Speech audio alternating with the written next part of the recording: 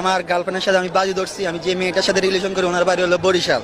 উনি আমারে বলছে কুমিল্লা যেতে তাহলে তুমি আমাকে কি করবা? আমি বলছি যদি কুমিল্লা যেতে আমি তোমাকে কোর্ট ম্যারেজ করে ফেলবো আজকে।